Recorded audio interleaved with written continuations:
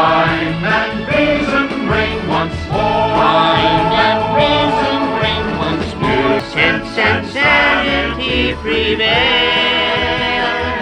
And as promised, today is going to be my question and answers video. Thanks again, everybody, for submitting your questions, and I will certainly get to those later in this video. But first, a major thing has happened in the last couple of days, and I feel like I have to talk about it before I get started on anything, and that is the ongoing situation with WrestleMania's main event still being kind of up in the air, with Friday Night SmackDown making it pretty clear to everybody that watched that Cody Rhodes has stepped aside and allowed The Rock to take his match with Roman Reigns at the grand stage at WrestleMania. And on Raw this week, they were pretty much acting like, we don't know yet, Cody hasn't decided. I'm like, really? It looked on Friday he had pretty much decided, so I guess, you know, they're still trying to figure things out and trying to gauge the reactions and see what they can do. Trying to come up with something to make this card work, because let me tell you, my interest in WrestleMania 40 has taken a nosedive in the couple of weeks, when a few months ago this was shaping up to be one of the greatest Manias ever, and now it's like, oh my god, this can't get any worse. It's just bad thing after bad thing after bad thing, starting with the Vince scandal and all this stuff, which is not going away, by the way. That's still an ongoing story, and we're going to hear more and more as the weeks and months go on. So I think a lot of people, I think the way things are today, people kind of like, something gets hot for a minute and then they immediately move on to the next thing once something new comes around. So everybody's like hyper reactive to this Cody situation right now, but it's like the Vince stuff hasn't gone away. This ain't over, and that's something that's going to be a major story for the next, like I said, days, weeks, and months. And we'll, I'm sure we'll hear more about the degeneracy of one Vince McMahon, because that's, like I said, the story's not going away. So there's that, which has greatly impacted WrestleMania season. You've got the Cody Rhodes situation, where a couple of things I want to say about that before I go any further. Well, before I get into the Cody stuff, other problems with WrestleMania. You had CM Punk back, which was a major coup for them. And really, you know, getting Punk back after his run in AEW was just like, you know, huge win for WWE. And then he gets hurt in his first televised match back, and it's like, ugh, okay. And that's like, and Seth Rollins got hurt before that, so now your big world title match, which was supposed to be Seth versus Punk, has now been completely nuked, and they don't even know what to do. It looks like it was going to be Cody and Seth, and now those plans may have changed based on the crowd reaction to not getting Cody and Roman. Which still hasn't been made official, because, again, they're still trying to figure stuff out. So we were supposed to get Gunther and Brock. That seemed like a very likely match to do, but now because Brock is implicated in the Vince stuff, Brock's out of the equation, and now it's like, well, where does that leave Gunther? So WrestleMania, like, through a series of misfortune and just horrible events, some of them the WWE's own doing, and some of them, you know, just unfortunate, unlucky situations, WrestleMania 40 does not look like it's going to be as good as it could or should have been. Honestly, the only match they've set up so far that's even remotely interesting is Bayley and Io Sky, given the history between the two. And it's like, and I'm convinced that the original match was supposed to be Bianca Belair and Charlotte, but Charlotte got hurt, which really nuked those plans. So now they got to scramble and figure out something to do with Bianca. But Mania 40, it's like we're not even into March yet, and it already looks like the thing's falling apart. So we'll see how they kind of right the ship and get the plane flying again. But it's been pretty bad. But going into this whole Cody and Rock thing, first thing I want to say, and I kind of alluded to it at the beginning of the video with the whole reference to Phantom Toll Booth and all this other stuff, which major credit to anybody who remembers that book and that movie. It's and if you haven't seen the movie or read the book, I highly recommend it. It's very good. Social media has a way of being just absolutely horrible. And it's like, look, I'm on the side of we should get Cody and Roman.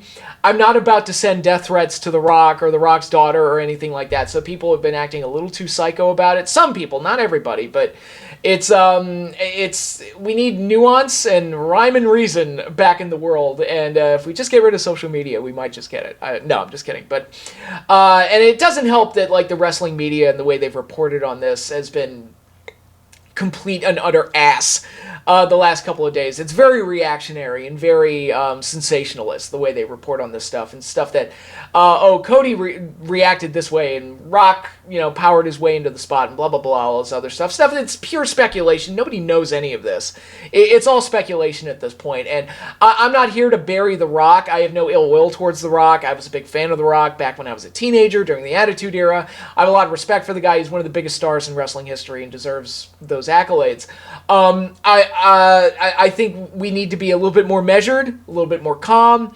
No reason to be crazy, okay? At the end of the day, it is just wrestling, and we can critique it. I mean, I've been doing that on this YouTube channel for probably way too long, but it's wishing death on somebody and getting that level of upset is a stretch and is horrible, and you shouldn't do it. So that's my 2 cents on that. But getting back to the whole Cody Rock situation, when I heard about what happened on SmackDown, which I didn't see live. I haven't watched an episode of live wrestling television in ages, because I watch everything on DVR the next day, typically.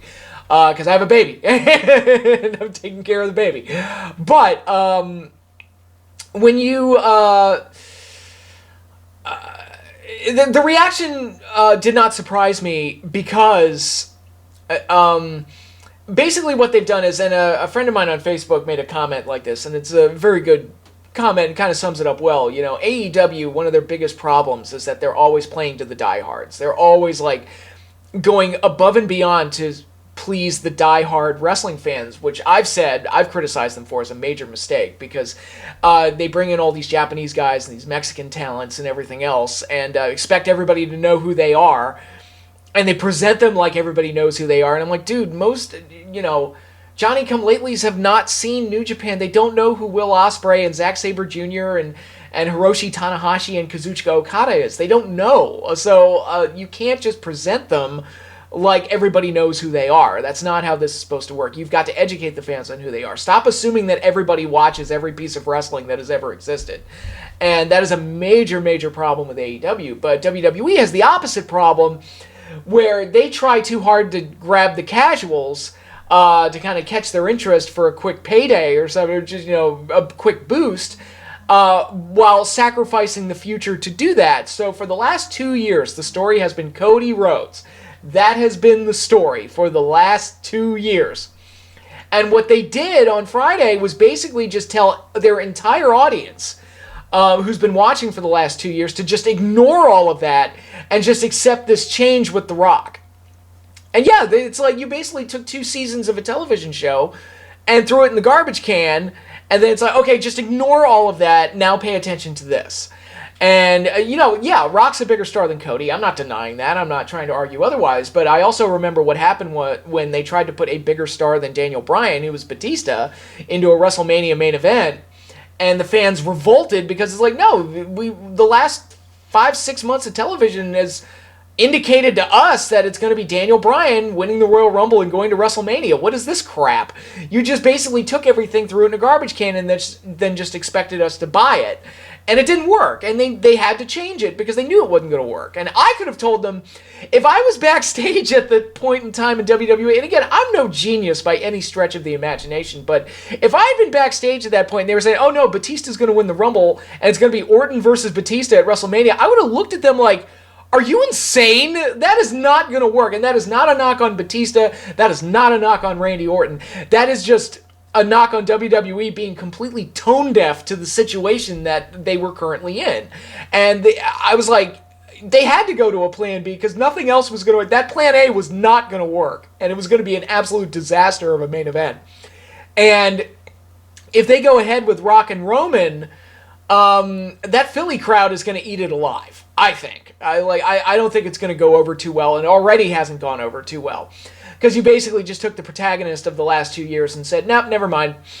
Nope, just do that. So now they're scrambling to try and figure something out. And I understand a lot of injuries probably influenced the decision to put Rock and Roman together and have Cody work with Seth. The Punk injury probably did a lot to influence that decision. But it wasn't the right move to make. The way they did it by just having Cody step aside was absolutely horrible, and made absolutely no sense, and made Cody look like a total bitch.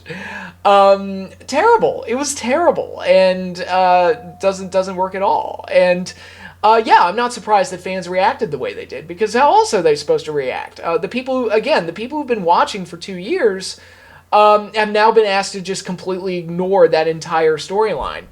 And I said in a recent video, it's like, look, if they do Rock and Roman, Rock is not beating Roman for the title. And if he does, it's stupid. Because you just took, 4 years or however long you've put into Roman, and you've basically given all of that hype and all of that credibility and just given it to a guy who, had his best run back when I was in high school. I am now 38 years old, going on 39. It doesn't work like that. And so you're creating a match that can't possibly have an interesting outcome, because Rock's not going to stick around a long time. We know that. So it's like, yeah, you'll get a quick boost out of it. I'm not saying Rock and Roman isn't a good match to do at some point, but when everybody's expecting Roman to drop the title at WrestleMania, Rock is not the ideal opponent for that. You can do that. Again, I had the idea of just doing Cody Roman, Rock is the guest enforcer, Cody wins, and then you can set up Roman and Rock for later. That was my idea. But it's just a mess right now. It's an absolute mess. And I would love to be a fly on the wall for WWE's creative meetings, trying to figure out a way to dig themselves out of this hole. In amidst, all the scandals going on with Vince McMahon that could take up an entire season of Dark Side of the Ring. Like, it is a hellish scenario right now, and I hope WWE finds a way to make it work, but it's not looking great. And now with all of that out of the way, let's get into all of the questions that you all were kind enough to submit to me. So, let's go ahead and get started. So first on the list, Nicholas Anderson, thank you for submitting your questions. First question he submitted, what is your favorite wrestling match from the following decades? The 1980s, 1990s, the 2000s, and the 2010s. We're starting off with a heavy one.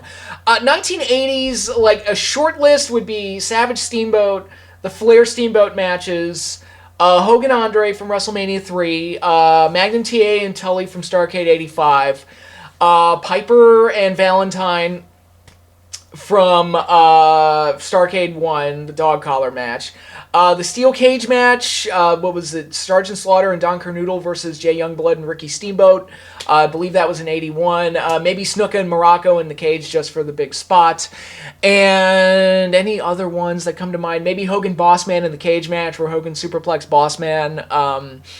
So yeah, there's a couple of options, a couple of really good ones, the Hearts and the Bulldogs, their series of matches, all of them were great. So if I had to pick a favorite out of that bunch, I'd probably go with, it's either Savage and Steamboat or Flair Steamboat at Chi-Town Rumble when Steamboat won the title. I'll say Flair Steamboat, 89, where Steamboat won the title. That would probably be my pick. 1990s, that one's much harder because there was so much evolution in the 90s and how the wrestling business just completely changed over the course of that decade. But short list, Hogan Warrior at 6 is up there. Brett and Austin and the submission match is up there.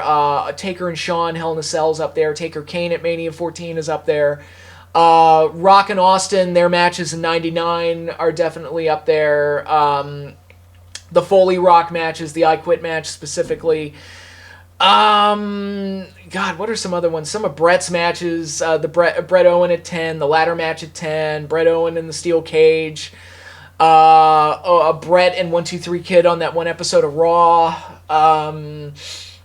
Undertaker, Mankind, the Buried Alive match is up there. The Sting Vader matches are big ones for me, big favorites. The Great American Bash 92, Starrcade 92, Super Brawl 3.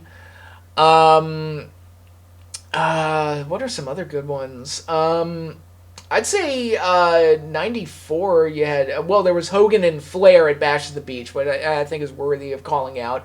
Warrior and Savage in the career-ending match from WrestleMania 7. Brett and Bulldog at SummerSlam 92. So there's a lot from the 1990s. I'm sure I'm forgetting some. Brett and Diesel at Survivor Series is another great one. So out of that list, if I had to pick a favorite, I'd probably go with... it's either Brett and Austin Taker Shawn or Savage Warrior from WrestleMania 7. It's one of those three. I've already said that in a previous video years ago. I said that Warrior Savage was my favorite WrestleMania match of all time, but I've also, I changed my mind on what my favorite match is all the time, so I don't know. It's a tough call among those three, so I'll say the Hell in a Cell. Taker Shawn, Hell in a Cell. That was a great one. So, and then the 2000s, I'm going to go... Well, again, there's a lot of options. There's Cactus Jack and Triple H and Street Fight. There's Austin Rock at WrestleMania 17. Hogan Rock at WrestleMania 18. Bunch of Angle's matches. Angle had the best matches of his career, both in WWE and TNA. When you look at the matches with Benoit, the matches with Shawn, the matches with AJ, he had a match with Abyss that was great. This is where Ring of Honor was also a big deal. A lot of the best matches in Ring of Honor history happened during this time. I believe, if I'm not mistaken, the unification match between McGuinness and Danielson was in the 2000s, not the 2010s. I believe that was 2009, so that would be high up there for me. A lot of different options here, but I'm going to go with... I've got two that stick out to me. It's either Hogan Rock at WrestleMania, or it's the Six Sides of Steel, using a TNA example, America's Most Wanted versus Triple X at Turning Point 2004. I'll go Hogan Rock for the excitement and the atmosphere of it, but that would probably be my pick of the 2000s. And the 2010s, God, so much of it I've forgotten, but it's amazing to me how I have such a great memory of the 80s, the 90s, and the 2000s, and yet the 2010s, I'm like... What happened in the 2010s? I don't know. I'd probably go with a Lucha Underground match, honestly. A Pentagon versus Vampiro in the Cero Miedo match is probably my pick. But no, 2010s, if I had to pick one, I'd probably go with Punk and Cena from Money in the Bank 2011, only because of the situation, the excitement surrounding it, and all the craziness going around. Another one, 2019, got in at the tail end of the decade, Cody and Dustin, from the first AEW pay-per-view. I still think is the best match in AEW history. So those are my picks for the 2010s. If I had to pick a number one, I'd probably go Punk and Cena for that. But it's amazing how much of that decade is just a blur to me when I remember all the other ones so well. That's kind of crazy. So those are my picks for that. Next question from Mr. Anderson. Could you please give your in-depth thoughts and opinions on the Barbie movie that released last summer? Well, in a recent video, I said that it was garbage, and I did not like the movie. And I can elaborate on that if you want. I thought the Barbie movie was thoroughly obnoxious, the best way that I would describe it. I thought it was unfunny. I thought the messages were I won't assume maliciousness, and I'll just assume that what they did was misguided, and they weren't intending to be awful, but there were some horrible implications in that movie. The biggest of which being that subjugation of an entire gender is okay as long as women do it. Suppressing the vote of half the population is okay as long as women do it. That seemed to be the message of the movie. I don't think they intended for that, but it's circumventing democracy is okay when women do it. Seemed to be my major takeaway from the film anyway. And like I said, I didn't think it was funny. A lot of it didn't make sense. I don't understand how the world works. How Barbie world functions didn't seem to make a whole lot of sense to me. How does playing with the dolls in the real world affect the Barbies in Barbie Land? And if all the Barbies in Barbie Land represent a specific doll, then shouldn't there be millions upon millions of Barbies? So if I buy one type of Barbie, let's assume I play with Barbies, which I don't, but let's assume I do. If I buy a specific Barbie and a million other people buy a specific Barbie and they all play with it differently, does how each of us play with that specific kind of Barbie affect one Barbie in Barbie Land or multiple Barbies in Barbie Land? I don't understand how it worked. It was very confusing. Wasn't very funny. I can't stress how much the jokes just didn't do it for me. And I was thankful they did not put He-Man in the movie. When they went to Mattel headquarters, I was like, please don't put He-Man in this. Please don't put He-Man in this. They did not, thank God. Although that would have been a better cameo for John Cena if he had played He-Man. Mattel, tag me in. I'm ready. There's a lot of things that Mattel does with the He-Man property that it's dude, just tag me in, I can do it. Like, that Turtles of Grayskull line they just did was such a misfire, like, with the designs and everything. Guys, I know I'm getting sidetracked here, but I gotta get on this. It's like, look, if you're doing a Ninja Turtles He-Man crossover toy line, you take the Ninja Turtles characters and you give them the Masters of the Universe gimmicks. Like, Leonardo can be He-Man, Donatello can be Mechaneck, or Roboto because he's the tech guy. Raphael's the angry guy, so he can be Fisto with the big hand. That would make sense. Michelangelo can, like, you can put him in, like, Orko's outfit or something. And you can dress up Splinter like the Sorcerers. Give them the Masters of the Universe gimmicks, and then you take the He-Man characters and you mutate them with mutagens so that they're animals. He-Man is a lion, Trapjaw is a bear, Skeletor is a vulture, Evil Lyn can be a bat, like all sorts of things like that. Just great concept that they just did not maximize at all. When I saw like He-Man was just blue, and I'm like, you did not put any thought into this at all. It's like, again, Mattel, tag me in, I'm ready. But anyway, getting back to the Barbie movie, which I did not care for at all. Yeah, I just didn't think it made any sense, and it just wasn't funny. And if there's anything I enjoyed about the movie, or anything I appreciated about the movie, one, the sets look great. Like, that was legitimately great. Like, the way they made Barbie World look, and it looked like if I was going to picture a Barbie movie in my head, this is what it would look like. And I thought the sets were amazing and really facilitated that. I thought the costume design was very, very good and really facilitated, like, capturing the look and essence of the dolls. And if there was any character in the movie that was kind of funny, it was Ken. Like, he was the only character. I also sympathized with him the most because he's basically, a second-class citizen that's been subjugated. And he gets a taste of respect and freedom when someone asks him what time it is, and he doesn't know how to process it, and he feels honored because he's never been treated like a person before. And I'm sitting there like, how is Ken the bad guy here? He's like a wounded puppy that needs help. Someone help this poor man. And I'm going to say it too. Ken World looked like fun. Looked like more fun than Barbie World, but hey, what do I know?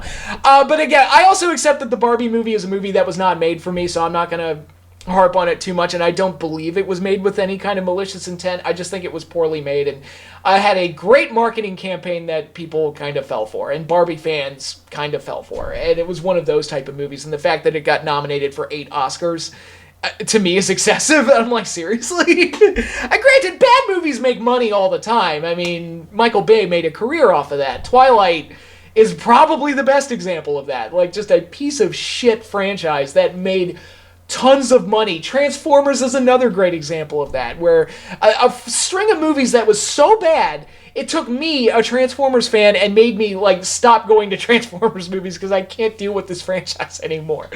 But they still made money, so until recently, that gravy train finally ran out. But, yeah, no, I did not care for the Barbie movie. No. That's just my take. And for all the people online that are complaining about Oscar snubs and how Margot Robbie got snubbed and the director got snubbed, bullshit. No, the real movie that got snubbed was Godzilla -1. I will fight that. And I knew it was going to. That's the thing. I knew it was going to get snubbed. I knew it was going to get overlooked by the Academy. They gave it one award, one nomination for Best Special Effects. And I don't even think -1 arguably deserves to win that one, because The Creator, which was Gareth Edwards' movie that came out last year, not a perfect movie, but an entertaining one, a solid sci-fi film, looked amazing. Like, that movie looked great. So that's probably going to win. So -1 is going to walk away with no awards, most likely. And it's a shame, because it should have been nominated for Best Picture, should have been nominated for Best Director, and I would have given consideration to the cast. It didn't even get nominated for Best International Film, which is insane to me. And it's like, the level of snubbing of the Academy is just ridiculous. And again, I knew they were going to do it, but I'm still going to call it out. But that's just my take on it. So, as far as I'm concerned, Barbie movie, you're lucky you got the nominations you did, because your movie was not very good. That's my take on it. So, next questions. Hellenace. Oh, God. How do you pronounce it? Hellenacel05. I'm sorry if I mispronounced that. In your opinion, what is the most heartbreaking NFL loss that didn't involve your Giants? Well, my Giants have been involved in some great heartbreaking losses. God, it's got to be Falcons in the Super Bowl against the Patriots, because they had the Super Bowl right there. And they blew it. They choked. And even at the tail end of the game, when they got into field goal range, I was like, okay, they got this. All they got to do, keep the ball safe, kick a field goal, and even if you miss the field goal, you're going to take time off the clock and reduce the Patriots' chances of tying the game. And I don't know what they were doing. They went into shotgun formation, opened themselves up to sacks and penalties and all sorts of other things. And I'm looking at that situation, I'm like, man, I would have considered, like, taking a knee 3 times and just kicking the field goal. Just take away their timeouts, take away time off the clock, and make everything work for you. And I don't know, they blew it. They absolutely blew it. And the Atlanta Falcons deserve to be mocked for that game forever. There were some other heartbreaking ones. You know, I'm sure the Seattle Seahawks, Russell Wilson would want to have that one back, where he threw an interception on the goal line at the tail end. I'm sure Pete Carroll would love to have that one back. It's like, I should have given it to Beast Mode. I'm like, yeah, you should have. Dallas Cowboys have made a career out of heartbreaking losses since their last Super Bowl. I mean, they've just been a comedy of errors, and they always look good for most of the season, and then December and January roll around, and they fold like a cheap napkin. So I could do an entire video on nothing but heartbreaking Dallas losses, but those are the ones that instantly come to mind for me. What do you think the next 3 Super Bowl winners will be? I have no earthly idea. I imagine Kansas City will probably get another one at some point. I hope Buffalo Bills do, because that window's closing, and they're so close. They're so freaking close.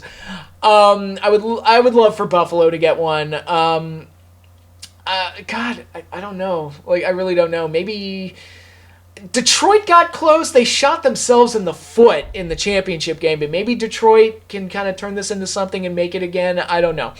It's hard to say, because you never know what's going to happen in the NFL, and there's a reason why you play the games. But that's my remarkably uneducated pick right here off the bat. So, what? Detroit, Kansas City, and Buffalo Bills. So, yeah. Okay, next series of questions comes from Asia Extreme Infinity, longtime viewer of the channel. Do you think the reason why wrestling isn't as good anymore is because we don't really have variety anymore? He gives a list. You know, you have the entertainers, the Hulk Hogan's, Macho Man's, Sting, NWO, HBK, the Brawlers, Rock, Stone Cold, Undertaker, Triple H, and Booker, the technical wrestlers, Eddie, Benoit, Jericho, Angle, and Bret Hart. And Benoit. Can't forget Benoit. The High Flyers, Rey Mysterio, RVD, Hardy Boys, Billy Kidman, blah, blah, blah. Hardcore Wrestlers, Mick Foley, Terry Funk, Dudley Boys, Tommy Dreamer. And the Powerhouses, Goldberg, Batista, Kane, Big Show, and Mark Henry, yada, yada, yada. I've always been a big believer in having variety in your roster, and that's one of my knocks on AEW, where it's like every match looks the friggin' same, where it's everybody working that Ring of Honor high-flying style with finisher kickouts, and when every match looks the same, nobody stands out, and that's a major, major problem. And I was hoping that when Goldberg and Lesnar stole the show at that one Mania at 33, all right, we're gonna get past this. We gotta have variety. We've got to have variety of talents, variety of characters. And I said, the reason why WWE's Cruiserweight division did not work is because you have cruiserweights in the main event now, so the cruiserweights don't offer anything different from what the main eventers are doing. And you don't have that variety anymore. I mean, when Seth Rollins and AJ Styles are doing the moves that the cruiserweights are doing on the undercard, their matches seem a whole heck of a lot less special. And that's different from what it was in WCW, where the main eventers were doing their own thing, mostly power guys, mostly larger-than-life characters, and you had the cruiserweights on the undercard providing a lot of action and standing out and making names for themselves that way. So I'm a big believer in variety, because I don't want everybody to look the same. I don't want everybody to work the same style. I like differences, and I like different kinds of matches and different kinds of stories. I like comedy matches, I like serious matches, I like story-driven matches, I like action-driven matches. You should be able to put everything together and make for a wide variety that makes for an overall entertaining process, rather than having the entire show look the same from start to finish. I think that's a major, major, major problem. All right, next question. Do you think a lot of modern wrestlers, especially AEW, pander too much to Dave Meltzer just to get a 5-star rating? Abso-friggin-lutely, and it's something that needs to stop. You shouldn't be chasing star ratings. You should be trying to connect with the audience. There is a difference. There's absolutely a difference. What are your thoughts on the TNA rebranding themselves to the original name, and what do you expect to see from them? I hope just a good product. So far, so good. It's been entertaining so far. I like the look of the show and getting Nick Nemeth on there, gives him a little shot in the arm. Yeah, we'll see how it goes. I just expect a good, solid wrestling show, and hopefully they're able to turn that into something, but we shall see. They might be in a working relationship with WWE after Jordynne Grace was in the Royal Rumble and did as well as she did, so who knows? Why should anyone respect Tony Khan given his recent Twitter X rants and take him in AEW seriously anymore? Honestly, that seems like small potatoes after all the Vince stuff came out. It's like, you know what? I'm not going to knock anybody for being shitty on Twitter after Vince did what he did with literal shit. But yeah, Tony's kind of like, he shouldn't be doing that on Twitter, and it's like, it's hard to take him seriously when he acts like a petulant child and a whiny little schooled kid, and you shouldn't. A lot of people in the business should learn how to use social media. A lot of people in general should learn how to use social media, and Tony Khan is definitely one of them. Next question. Should all creative control be taken away from Tony Khan and AEW, or should there be a new administration that should take over? I don't think he should lose all creative power, because ultimately it's his money, it's his show, and he should have final say like a Vince McMahon. But he needs to have some kind of a creative team around him that knows what they're doing and is able to kind of construct things and come up with fresh ideas. And maybe he can kind of put his final stamp of approval on things. I think the show would probably be a lot better if they did that, rather than just filtering everything through Tony. And having Tony write everything, because there's so much programming and the roster's so big that there's no way that he can possibly put together a solid wrestling show every week. It's just not feasible. So yeah, he absolutely needs to get some people in there. All right, Multimedia Assassin sent in 5 questions. Number 1, what are your thoughts and opinions on Disney nowadays? I hate them. I absolutely hate Disney. I hate what they did with Star Wars. I hate what they've done with Marvel. I hate all the Disney live action remakes. I hate how they've handled Disney Plus. I friggin' hate Disney now. They are awful. They have become the McDonald's of entertainment. Well, that's mean, because once in a while I crave McDonald's, and McDonald's is actually good once in a while, not every day, but they went from being like the pillar of creativity to being just this sludge factory that churns out garbage and expects people to be mindless consumers that eats the garbage on a consistent basis. And that ain't working anymore, because the box office is really biting them in the butt. Most of the things I've seen from Disney have ranged from, at best, inoffensive sludge, which is something like Elemental. My wife really liked Elemental. I thought it was whatever. It's not the worst thing I've ever seen, but I didn't love it. And it ranges from that to absolute garbage, like the Lightyear movie, and like what they've done with Star Wars and all sorts of other things. Disney's a mess right now, creatively, and as it turns out, probably financially. So, I don't want them to take control of anything. I heard they were going to do a King Kong show or something because of the weird rights with King Kong. I hope they cancel it. Please don't make it. You do not deserve King Kong. You do not know how to handle King Kong. I guarantee they do not know how to handle King Kong. I guarantee you they will screw it up. So please, leave King Kong alone. Let Legendary Pictures just keep making their MonsterVerse stuff, because they at least give us some entertaining Kong stuff. I do not trust Disney with anything. I don't trust them with Zorro, which they made a Zorro show way, way back in the day. That was actually pretty entertaining. I don't trust them with anything. So yeah, I hate them. I hate the mouse. Number 2, how would you feel if we had the big 5 video game consoles? Nintendo, Xbox, PlayStation, Sega, and Atari. Probably oversaturate the market. I don't know. I'm not a big gamer anymore. I just play Switch whenever I can, like it's, so I don't know. I'm not a major gamer, but I don't know, like having that many top tier brands, like you probably wouldn't have gotten Xbox to be as big as it is if Sega was still around. I don't know, but maybe I'm crazy, but I don't know. That sounds like an oversaturated market to me. Which generational culture do you miss the most? The 80s or the 90s? Definitely the 80s. I don't know. Like, I'm kind of an older soul. The 80s kind of spoke to me and was a lot more fun for me. I was born in 85, so I guess you could say I miss the 80s in a sense, because I was 6 years old by the time it was over. But, yeah, it's just going back and watching all of the stuff from the 80s. The 80s was just more my speed, and I'm more of an 80s guy. Have you ever considered writing a script for a Godzilla movie? Absolutely not. You cannot put me in charge of a Godzilla project that is story related because I will go too far. I'm not a great writer. By the way, buy my book, Godzilla the Monster Fight Record, available on Amazon. But no, you can't put someone like me in charge of something like that because I will go way too far. I'll be sitting there screaming at executives going, what do you mean I can't have Gorosaurus? I want my goddamn Gorosaurus. Let me put Gorosaurus in a movie. I would go way too far. I would try to get Ultraman and Kamen Rider and Gamera all in there. I would go way too friggin' far. So it's like, it's best if you just let it be. It's like, it shouldn't be in my hands. It's I'm too crazy. It's the same thing with something like Star Wars or He-Man. Like, you can't give me anything story related, revolving around any of those things because I will go way too far with it. But although I could probably do a better job than how most people have handled some of those things like He-Man and Star Wars especially. In your own opinion, why do you think a lot of wrestling fans still love and miss WCW to this day? Because it was the exciting era where wrestling was like Coke and Pepsi, and you had WWF and WCW, and both were viable options. And WCW, for a time, was a very exciting product, especially when the NWO was on the rise. It was a very exciting time, and a lot of people miss that. And it was like a party every week, or every Monday night. A lot of people miss that. And there have been attempts at recreating WCW. What with like TNA was an attempt at that.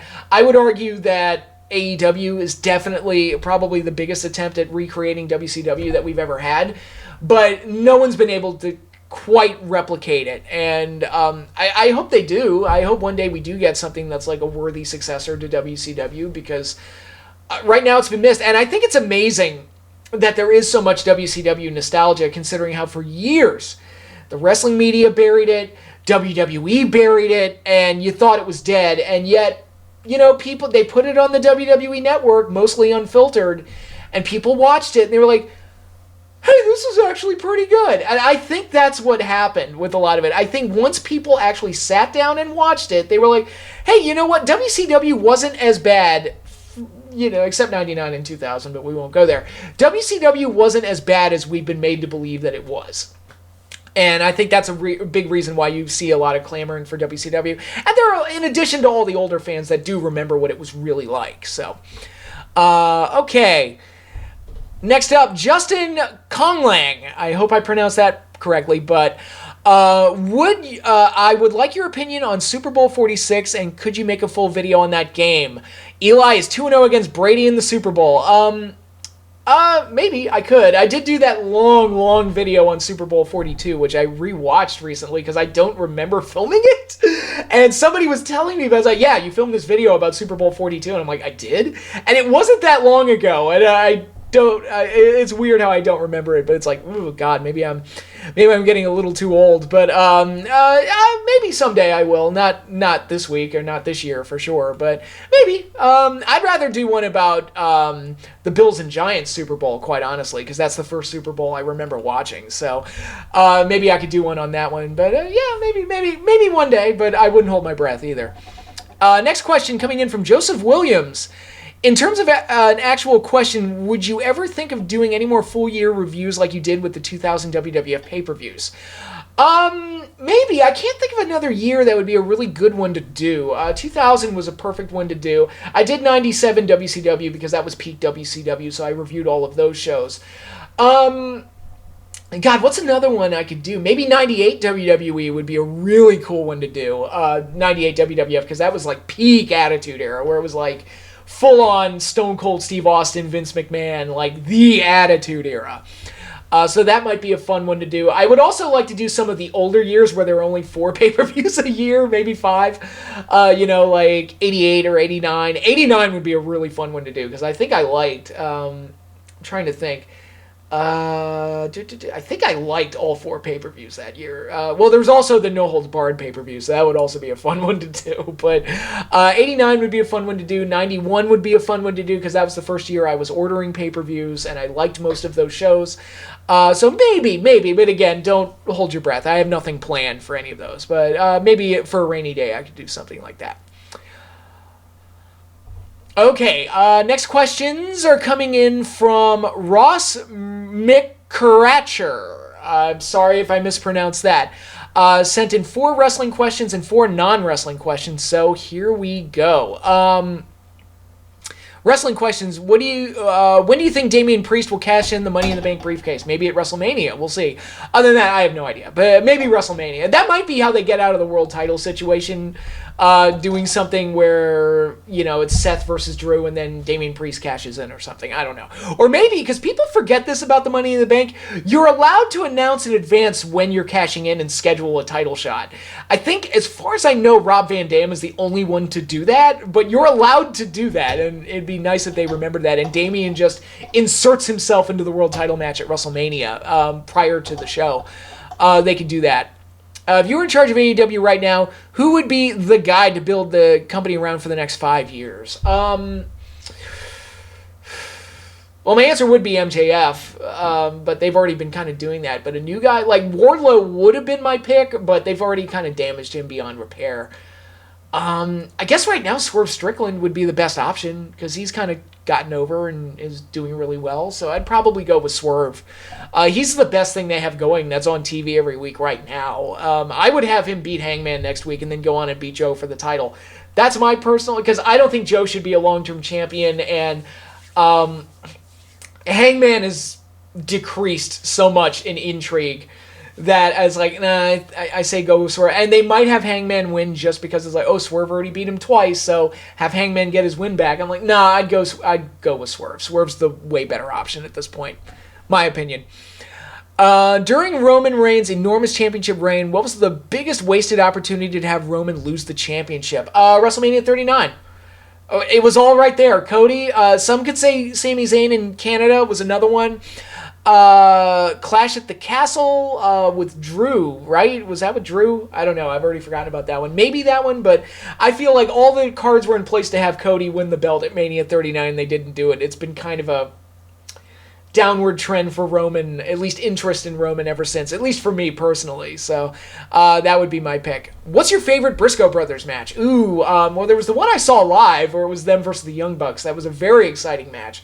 I forget the name of the show, but it was at UMBC, and that was a great, great match. The main event of that show, God, what was the name of it? But the main event, it was Cody in a triple threat was somebody. I forget who. I remember Cody was in the last match. So it was when the Elite was still there.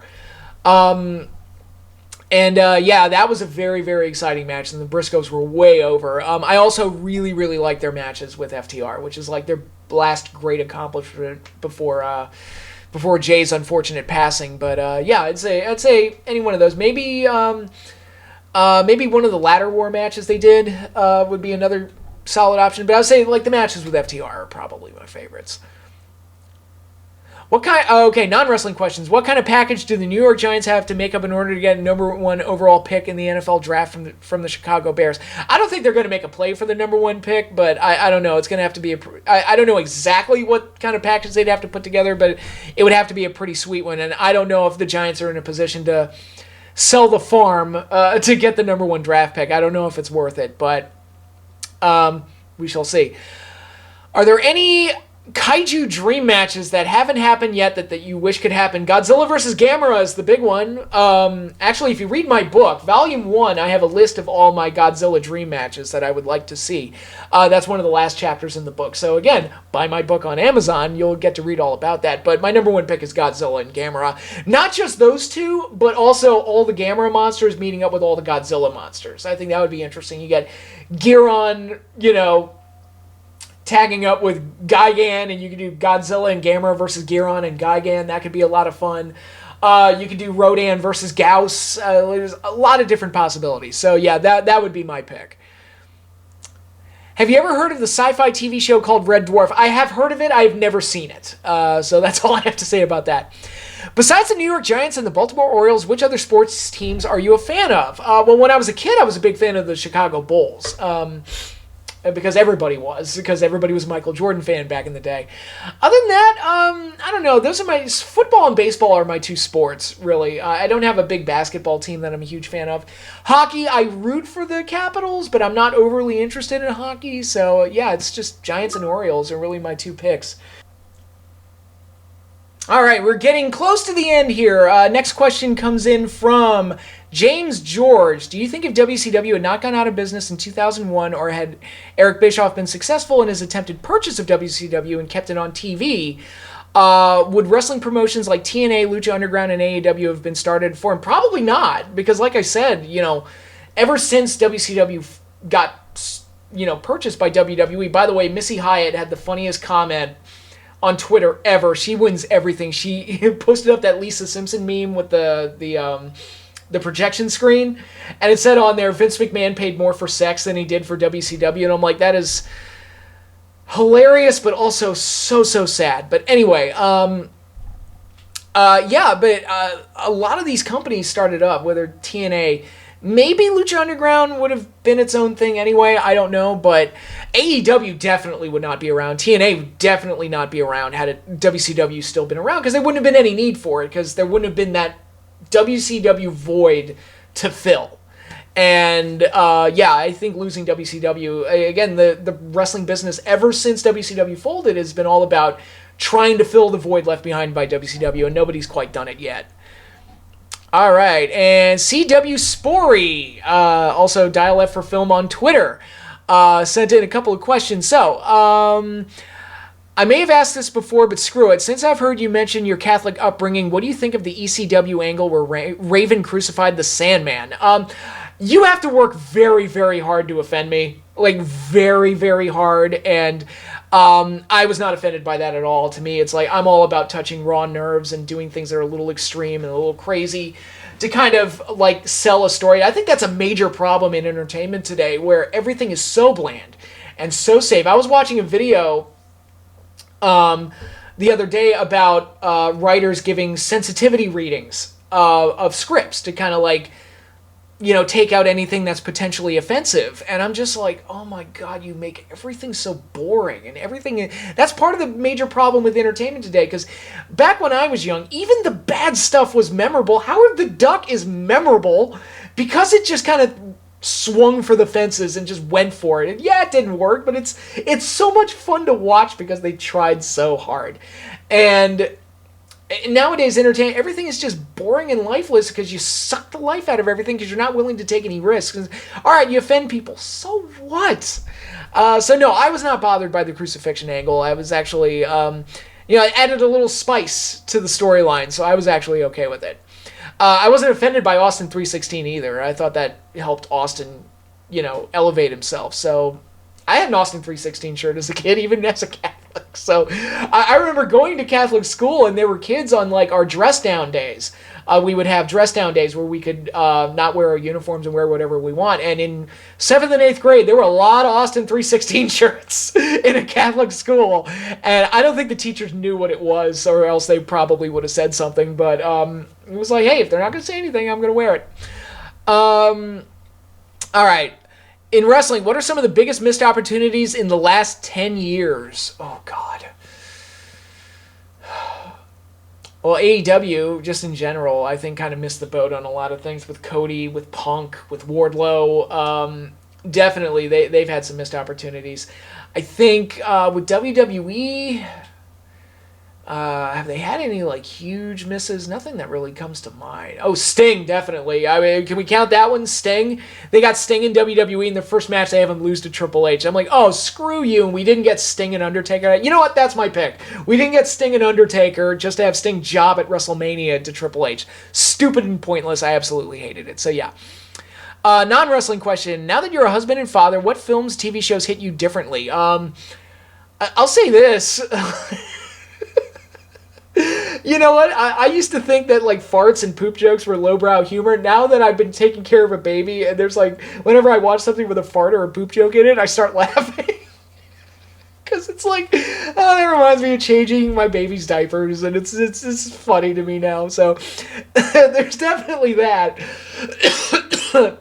Having a baby definitely impacts your sense of humor, because it's like the stupidest things become funny after a while. And, I'll watch something like It's a Wonderful Life, which I watch every year at Christmas time.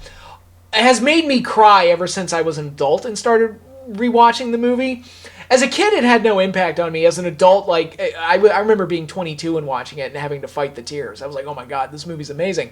But watching it now as a husband and a father, it hit so much more. And I was like, I remember I watched it with my wife and I was practically sobbing. And she's like, are you okay? She was like, what is going on right now? And it's like, he's a father and a husband that's struggling so much. And this is all like hitting home. And when he gets his happy ending at the end, it's all the more gratifying. But yeah, definitely anything having to do with those roles of being a husband, being a father, and I see that in entertainment, that definitely hits differently now, and it hits me a lot more intensely. And of course, as I said, the fart and poop jokes are a lot funnier now. Oh my God, I'm degenerating. All right. So, non-wrestling question. Are there any areas of cinema you wish to explore more of? You mean like genres or like things that I wish I'd explore more of? I'm currently in the midst of taking a huge deep dive into tokusatsu and like getting caught up on Ultraman and Kamen Rider and Super Sentai and things like that. That's definitely taking up a lot of my time because, you know, I've seen all the Godzillas, I've seen all the Gamros, but Ultraman I kind of left, you know, kind of ignored for far too long. And Kamen Rider I'd never seen before, so I'm kind of taking on all of that. I wish I could explore, I guess, because I'm pretty, you know, I'm pretty comprehensive as far as cinema goes, but I really, you know, in addition to the tokusatsu thing, I've been exploring a lot more Japanese cinema. Like, I went on a Kurosawa kick last year. That was my big thing, and now it's like I want to watch all the Wolf and Cub movies and those things, which are all on HBO Max, which is great.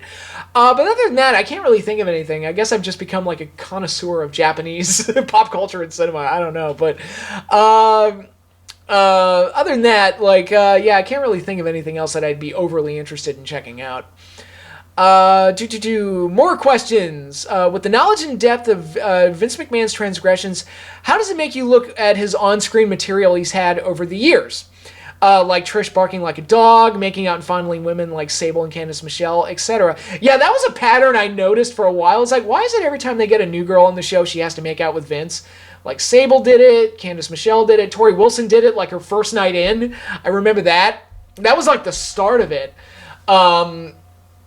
God, there may have been a couple of others. I don't know. It was just weird that it's like, why does every chick have to make out with Vince? And then he pitched an incest angle with his daughter, which I don't even want to get started on all that. But, you know, I'm pretty good at... I'm pretty good at... separating the art from the artist. I've kind of turned it into my own personal, like, superpower that I can separate the art from the artist, especially in wrestling where it's like, dude, most wrestlers have done horrible, reprehensible things.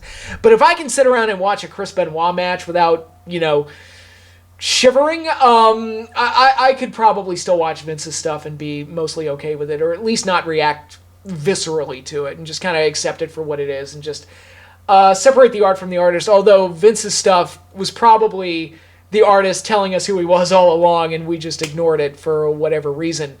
Because, you know, you can't ignore Austin versus McMahon, because that was one of the greatest storylines in wrestling history. And it's so funny, though, because I've said in the past, like, my favorite version of Vince, the on-screen character, was the 98 Vince. He was the stuffy, conservative guy who was more straight-laced and more serious, and that was the best version of Vince, to me. And over the years, they degraded him into this cartoon character. And I think as we've learned, it's like the cartoon character is who he really was all along. And the disgusting, degenerate Vince is really who he was all along. And the stuffy, conservative Vince was really the act. But, you know, but again, separate the art from the artist. I'm pretty good at that. And I think I can do that with Vince as well. Hell, I can watch The Cosby Show still and not cringe my spine out of its body. So if I can do that, I can watch anything with Vince McMahon. And Jake Owens, final question. What would it take for you to stop watching AEW for a little while like you've done with WWE a couple of times? Well, I've already stopped watching Rampage because it's just a complete waste of time, and I skip Collision most of the time because that's also kind of a waste of time. It would have to be like consistently awful for a while, and they'd have to like lay a huge egg on pay-per-view or something, like consistently for me to do that, because normally whenever I took a break from WWE, it was after like long periods of like, this is awful, I don't want to watch this anymore, I can't stand it anymore. And I think AEW, for me to really truly give up on them, they'd have to be consistently bad for a really long time. And I don't think the show's that bad, it's just they're focusing on the wrong things, and that's the problem. It's like they focus so much on having great match after great match after great match, and it makes the show meaningless because those matches don't mean anything. And that's the biggest problem with AEW right now. But I don't know if that's bad enough to make me give up on them entirely, because I still watch Dynamite every week because I've kind of made that into my habit. But yeah, I've already given up on Rampage and mostly Collision, unless they do some kind of a match that I'm interested in seeing, like the recent cage match with FTR and House of Black. But other than that, that's yeah, they'd have to do something really, really bad for me to give up on them. So that is all of the questions. Thank you again, everybody, for submitting your questions. If you'd like to submit questions for the next Q&A, hold off on that for now, because I think I might want to find a new way of doing this and put a few like regulations in place, and how which questions or how many questions should be submitted per time, per round. So I will let you know in advance when the next Q&A comes up, and then I will open the floodgates to submitting more questions. So be on the lookout for that. But again, thank you again, everybody, for watching. I hope you all enjoyed this video. And that is all I have for you this week. So hopefully you all have a great rest of your week, a great weekend, and I will see you all later.